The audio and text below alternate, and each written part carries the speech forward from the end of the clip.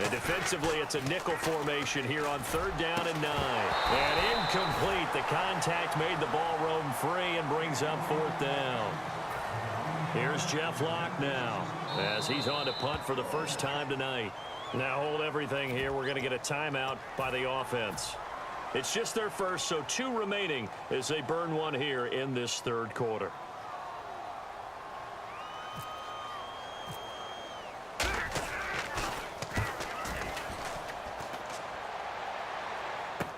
Returning, it's Benjamin. Nice job bringing that one back. 14 on the return.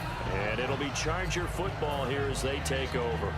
Out comes the San Diego offense as they get set to see what they can do here. Last time they were out, they scored. Still trailing here, though, so some work to do.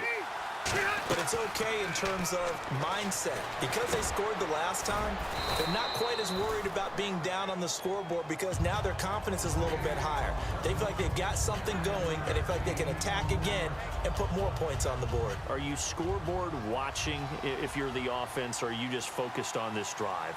We wouldn't be telling the truth if we said that they didn't scoreboard watch. Everyone does it to some extent, but you've got to set it aside right now and just focus on this series. That'll take care of the scoreboard if they punch it into the end zone. And a new set of downs here after picking up the first on the ground. Now a play fake here on 1st down. Deep drop. He's going to float this over the middle deep. And it drops down incomplete. Thought he might have had it. Instead, 2nd down. And when all else fails as a defender, when you're not there in the coverage, your best friend is exactly what we saw there. A big play shot taken by the offense. Unfortunately, it ended in a big drop. It's always tough for the guys throwing the football when they think they've got a completion and the ball's almost there, and then someone sneaks a hand or 2 in and bats it away. So incomplete on 2nd down. Now they'll look to convert here on 3rd. From the shotgun, it's Rivers.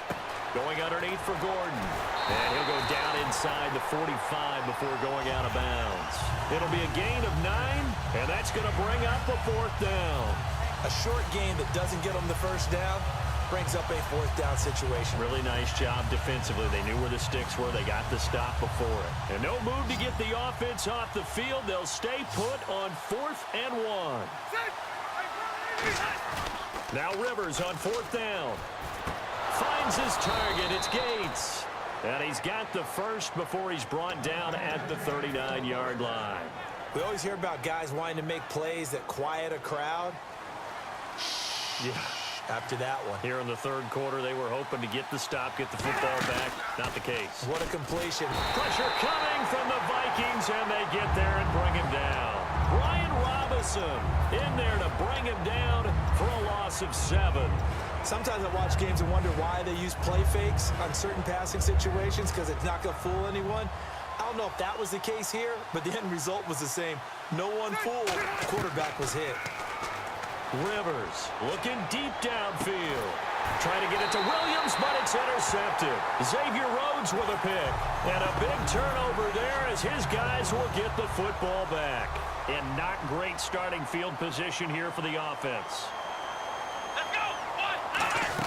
Here's Peterson as they begin on the ground. And he'll take this one up to about the 13. It's a pickup of 4, and it'll bring up 2nd down. In my book, that's running the ball well, but with intelligence. How about him keeping the clock moving, staying in bounds? Yeah, even though it's the 3rd quarter, you're thinking ahead, aren't you? This is where your running game can really help you with a lead in the 2nd half. I agree totally. It's not just end-of-the-half situations that you worry about the clock. It's throughout the game. And with a lead, stay in bounds. Make them fight harder to try and catch you. Slow! Here we go! Blue for the Again, Peterson. 2 yards the gain there, and now they're left with a 3rd and about 4 for a first. And in this situation with the lead 4th quarter, they're liking keeping the ball on the ground, I'm sure. That's just smart football, but you know the defense has to know it as well. They've got to stop them here. So now we're going to see that loading the box in a big way. 6, 7, 8, 9, whatever it's going to take, puts a little bit more pressure on your big offensive line. They'll come out in the pistol. 39. Ace! Left!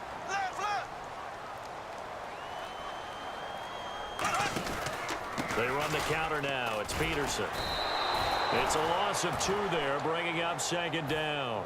But that certainly felt like an example of a defense just saying, okay, we've had enough. We've gotten mashed all night long. About time we got a good play in. But flip it over to the offensive side. They've got to be really upset that they allowed a play like that to happen. They were pitching such a great game. They want to keep it going. And brought down there by a pair of Chargers on the stop. The fourth quarter here, they've got the lead. They want to keep it on the ground. That's what they're doing. And look at this. They get the turnover they needed. It's intercepted. Picked off by Casey Hayward. And they'll start with great field position at the 41-yard line. And now San Diego getting set to go. And following the interception, we'll see what they can put together on this drive. I hear my old college coach right now. He always used to tell us before every game, the team making the fewest mistakes will win. What they're hoping is that that last mistake is their only one of the game. Coaches, that's all they talk about, turnovers, right? Minimizing those and maximizing opportunities. That's a good play by the guys on the defensive side of the ball. Held them to a gain of 2. And that changes the playbook a little bit now for the guy calling plays. 2nd and 8. Now he's got to probably think about going to the air instead of maybe staying with the ground game. Rivers now on 2nd down. In a double coverage, and it's intercepted. Picked off by the linebacker, Eric Kendricks. And they have the football and will take over at the 24-yard line. And now out comes Minnesota. And following the interception, just any interception, are you a little bit more cautious when you start that next drive, or no, you just throw that out the window? I think you are. I don't think that there's any way you can run back out there and go, totally didn't affect me. Let's just go ahead and be loose with the football again. You're going to take care of it, but you have to be careful about being too cautious because now you can't run any offense at all. Still want to attack. We'll see how they attack them here. Now a 2nd down throw for Bradford. Going right side here, and that's complete. It's a 9-yard gain, and it keeps the drive moving. Really nice little connection there. They go with the corner route, and it works out well. And the best way to set up the corner route is to throw slants throughout the ball game so that when you're able to get back outside, the defender has to respect the inside game. They give it to Peterson. And some room to maneuver. And out of bounds on the other side of midfield at the 45. It's a pickup of 14 there. And that leads to a Minnesota first down. And the defense in desperate need of a stop. They have to get off the field and get the ball back to their offense if they want a chance. They run again on first down. Peterson. And down to the 36-yard line here. A nice run there, 9 yards. And it'll be 2nd down. Time for a break. We'll come back, see what transpires after this.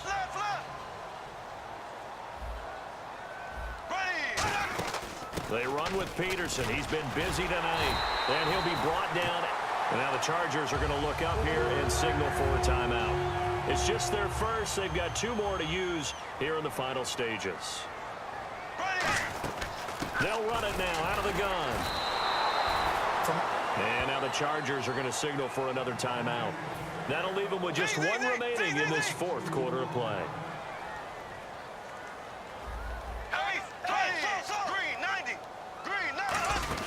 On 2nd down, Peterson. And able to push his way forward here for a good little gain. And play is stopped here. Timeout. It's the defense calling the timeout here. It'll be their 3rd and final timeout, so as they talk things over, we'll step aside. Play number 7 now coming up on the drive. 3rd and 5. Here we go. Green, 39. Green. Bradford.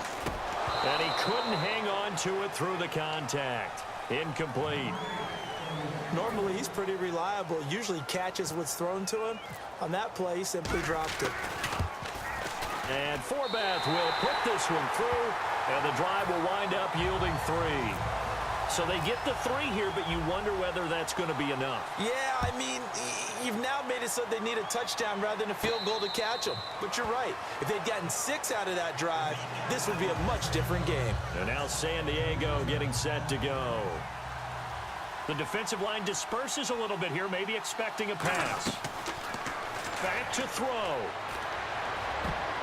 And his throw here's incomplete. Tyrell Williams was the intended target, and it's second down. And that one was knocked away, and I think the defenders are going to be a little upset with themselves. They made the play on the football, but that one felt like a forced pass by the quarterback. Thought he had someone open. He really wasn't. Maybe an example of having too much confidence in his receiver that no matter what, I'm going to throw it to him. And that was a play made by the defense, and it could have been a bigger one. Third down here for the offense after the incomplete pass.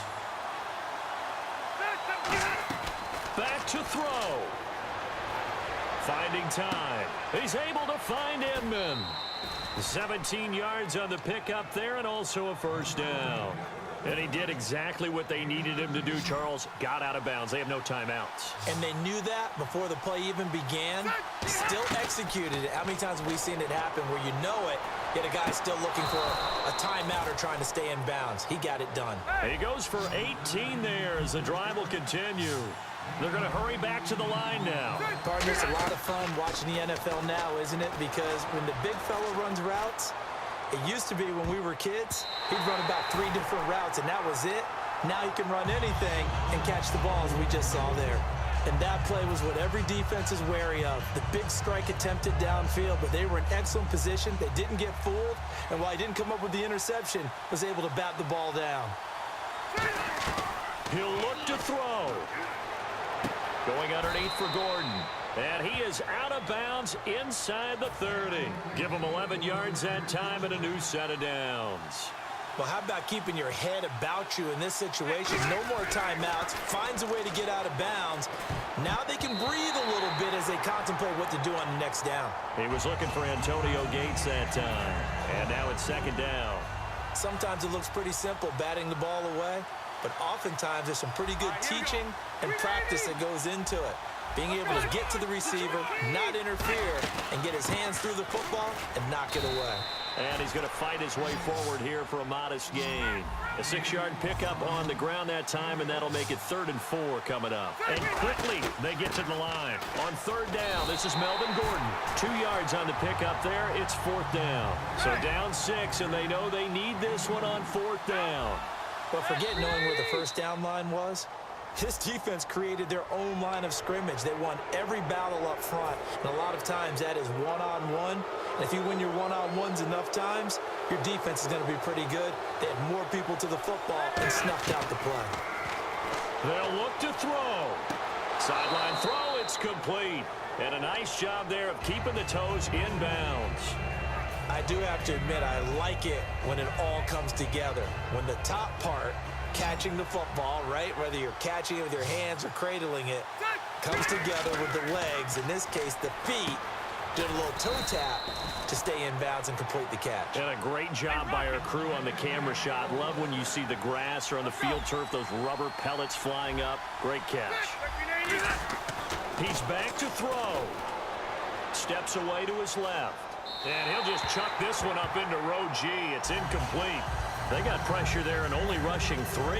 And there's a defensive coordinator right now who is celebrating not just getting home with 3 there, but realizing if that's the type of pressure he can get in the entire game, then his pass defense is going to be excellent. You're dropping 8. Where are you going to go with the football?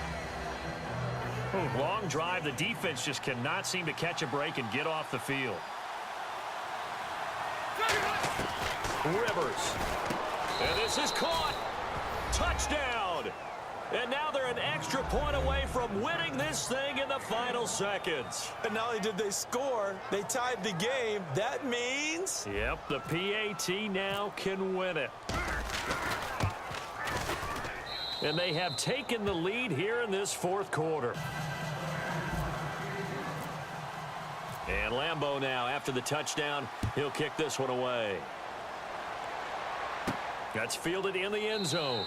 And with time a factor here late, he'll just take a knee and they'll put it out to the 25. Now the Vikings now heading on to the field. Look at the clock. Everyone knows the situation. Probably time here for one final play. And we know what that play is going to be. It's got to be some sort of Hail Mary, throwing it towards the end zone and hoping something. And, a crusher there as it's intercepted. A great read and it's picked off. And that is going to seal this victory as time runs out. Well, we were on hand for a fun and entertaining